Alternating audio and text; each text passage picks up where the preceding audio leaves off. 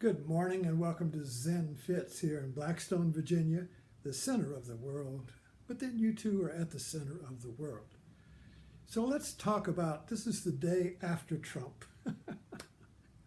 What we're going to discover now as we move through this death and dying of the inauguration, the death of the old president, the birth of the new. This is a historic moment, not only in our American history, but in the cosmos. When the moon wanes and goes into the three-day tomb and then rises again. This is the eternal cycle of life and death, death and life. It was the cycle that governed primitive societies, where the king was actually sacrificed. This whole idea of death, sacrificial death and rebirth is Christianity, the dying and resurrected Son of God, the dying and resurrected moon. So when humanity first stopped being hunters and became planters, sitting down there in the Middle East in the Mesopotamia, looking up at the night sky and tracking the planets, they discovered an order in the planets, and they could watch the moon. You ever seen a moon? Imagine what the moon is in the desert. It rises and falls. You could track it. This dying and resurrected moon, this son of the Earth Mother. So the goddess Earth and her son, the moon, is the Virgin Mary and Jesus in story form. You see. But the American, our founders incorporated this dying and resurrection into our political system, so that in the monarchy is the dying and resurrected king physically. In other words, the king has to physically die. It's a lifetime assignment, and the new king is born when the old king dies. The king is dead, long live the king, great celebration. Well, our founders, being rational people, scientific, incorporated this mythology, this fact of cosmic renewal into our political system. So our king is the president for 4 years, or 8. And Roosevelt was elected 4 times, and they figured, wait a minute, that's too much. So 8 years. So every 8 years, the king is dead. Long live the king. So this dying and recycle. So we're really passing through a baptism here, a portal, if you will, a crack, an opening in the world for renewal. And we really felt it yesterday. I did. We can all feel it. And today we wake up and, where's Trump? Love him or hate him, he has been the focus of attention for 4-5 years since he started running. Love him or hate him, Trump, 24/7. What's Trump doing today? What didn't he do today? What's wrong with Trump? What's right with Trump? Trump. Either side, you see. It's been a movie theater. It's been a movie theater with a central aisle and 2 audiences, for Trump, against Trump.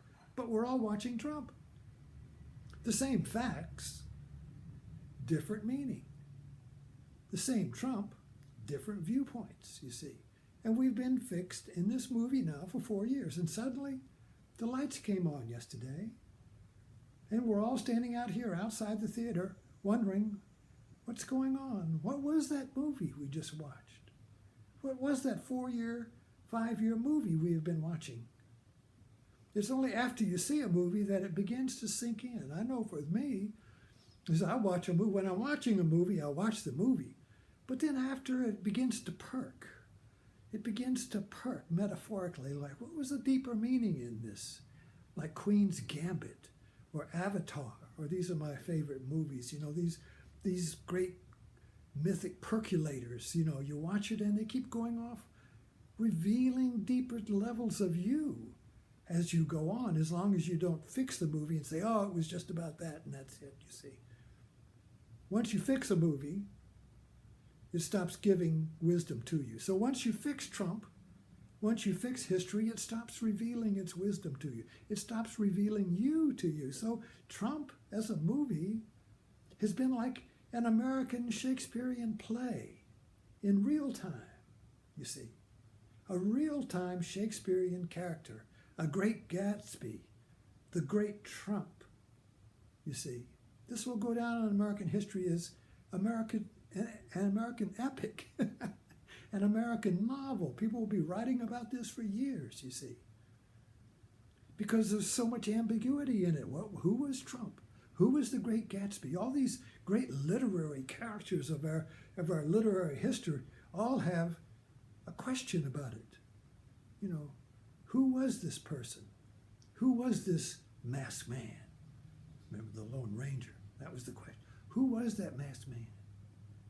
When Bodhidharma came to came to China in 400 ACE, bringing Zen to China. China already had Buddhism for 400 years, but it was kind of like a methodical Buddhism. It wasn't alive. And Bodhidharma came, and he went to see the emperor, and the emperor asked Bodhidharma what merit. He had been creating all these Buddhist monasteries and doing all this good work. He said, what merit is all of my work for Buddhism? And Bodhidharma said, no merit. And then the emperor asked him, well, who are you? And Bodhidharma says, I don't know, and walked away. So we're still trying to figure out who Bodhidharma is. We're still trying to figure out who Buddha is or Jesus is, you see. These are quite, so we'll always be trying to figure out who Trump is. Always a different viewpoint. Oh, I've got the viewpoint that covers, I got the idea now that explains it all. Nobody will ever have an idea that explains it. No, Trump will always be a question mark in American history. Like, what the fuck? You know, what? How did this happen? You see, why did it happen? Do we deserve the president we get? Do we deserve the teacher we get? Do we deserve I always remember that in yoga. You deserve the guru you get. You deserve the teaching you get. You know, in other words, you get what you need. But do we need Trump? There you go. There's the question. Is Trump exactly what we needed or exactly what we didn't need? It's catch-22. It's catch-22. The yes that is no, the no that is yes. Trump is this and Trump is not this. Trump is not this and Trump is this.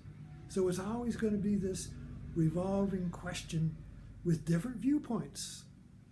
But the movie now will be in the rearview mirror. We'll be watching our history now, the Trump era, you know, as if we were reading a novel, as if we had wakened up from a dream. What was that nightmare? What did this dream mean? Go to what an analyst, you know, what did Trump mean? So there's going to be a Jung interpretation, a Freud interpretation, a spiritual interpretation, a political interpretation, and all of these different interpretations on who was this Trump, you see.